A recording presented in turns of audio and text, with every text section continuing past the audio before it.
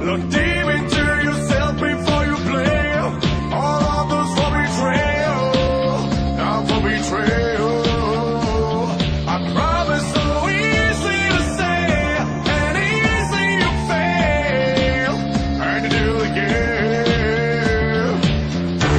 When the music seems to come through, I'd like what do the colors.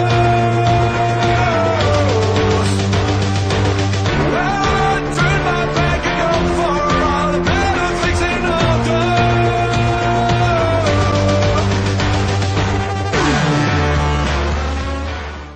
Hey, you know where a great place is to find the best in cinema? A pawn shop. No, it's true.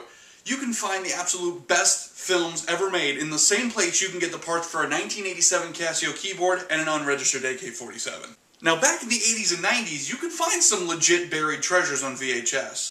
Nowadays, it's all on DVD, so you're dealing with 57,000 copies of Matrix Revolutions and What Happens in Vegas. However, there are still some gems out there. For instance, like this little guy, 2003's DarkWOLF.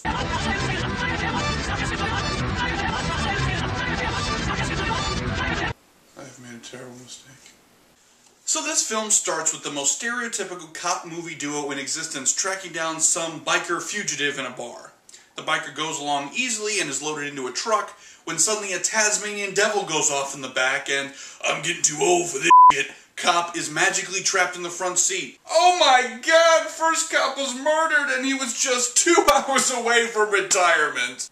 So nothing left to lose cop chases the creature off, but can't put the bullets to it. I really don't care what you believe, all right? Partner's dead tonight. A very good cop was killed, a good friend of mine. And I sure as hell don't plan on letting that thing get away with it.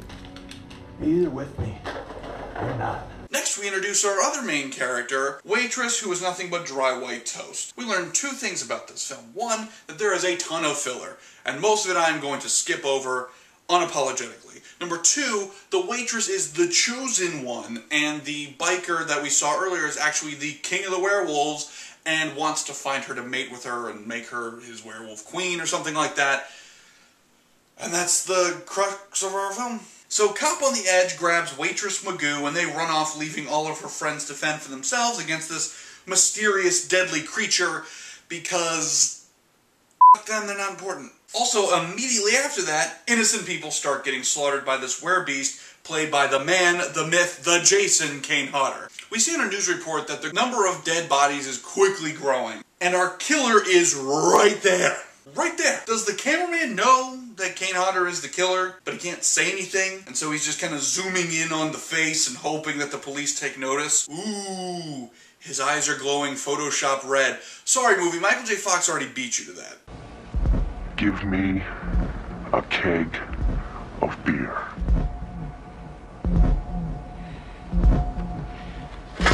Now, don't get me wrong. Kane Hodder is fantastic as Jason Voorhees and Hatchet, but there's a correlating theme to those characters. You're covering up his face. I mean, nothing against the guy, he's a good actor, but when he's just standing there trying to look menacing and kind of gassy, it's just not very intimidating. In fact, he was more intimidating as the giant Jewish monster in Diary of Anne Frankenstein. In fact, here are a list of werewolves that are more intimidating than Kane Hodder is in this film. The Universal Monster Wolfman. The Queen of England in that one episode of Doctor Who. The werewolf that gets beaten up by a random stranger in the Mystery Science Theater episode Werewolf. The Wolfman with the patch of laser hair removal from Transylvania 65000. The skinny hairless werewolf that Professor Lupin turns into in Harry Potter. And the Wolfman who got kicked in the nards in Monster Squad. All more intimidating. Now don't get me wrong, I love Kane Hodder. In fact, I think he's pretty much perfect in 99% of the projects he's a part of. I even spent more time watching him as a kid than I did spending time with my own dad. It's alright, Pops. I know you were busy! So the movie's actually starting to take form here with the plot of Copper and Waitress argue over whether they should go back and confront the Werewolf King or just try to run it out. But then the movie decides to put all that aside and just focus on a photo shoot. We see Waitress's skanky friend, jock friend, and photo buddies BS about doing some kind of shoot. Then they find ye old book of werewolves, and after yakking about it for seriously like 15 minutes, they decide to do a werewolf-themed photo shoot. So then it's another 10 minutes of prep and douche dialogue before they're ready. So yeah, can't be bothered with that other plot about werewolves and murder. Just gotta focus on snappy picture time. So then we finally get to see this lycanthrope-themed photo shoot that has been completely railroading the story for the past 25 minutes. Okay, so...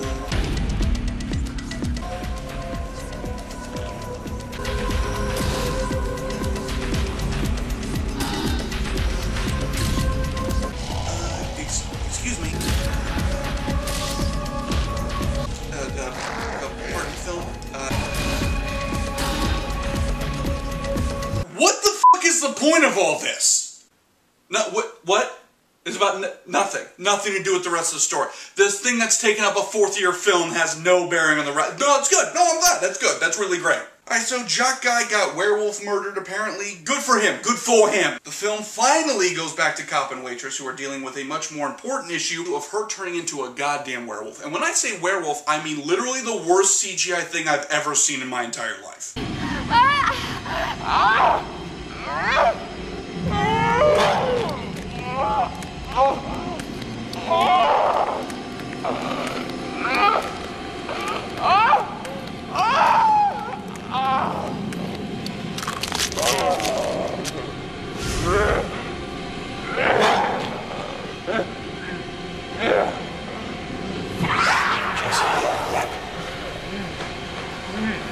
She loses her nipple in the nipples in the transformation. So after this pile of garbage finishes, the body count greatly increases, and so we slowly start reaching the confrontation between Alpha Wolf and the waitress, who empties a few silver bullet rounds into him, and everything just sort of wraps itself up. Oh wait, I forgot about this! Fucking naked Kane Hodder, because no movie is complete without that. So for completeness' sake, let me go ahead and summarize everything wrong with DarkWOLF. This film has about 15 minutes worth of plot, dry white toast for characters, more filler than a Victoria's Secret push-up bra, bing bong, horrendous excuses for gore, quite literally the worst CGI I've ever seen put to film, a horror monster less scary than Scooby-Doo and the Reluctant Werewolf, and no muzzle flashes to the goddamn guns. So, what I said earlier about finding gems in the pawn shop, replaced film gems with giant flaming bags of horse dick, because that's what that is instead. I apologize. I was incorrect. This has been Horrible Horrors. I'm Zach Romero. Until next time. Werewolves of London.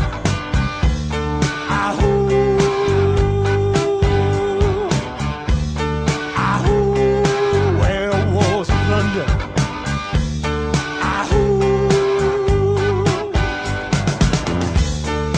Howling around your kitchen door. You better not let him in.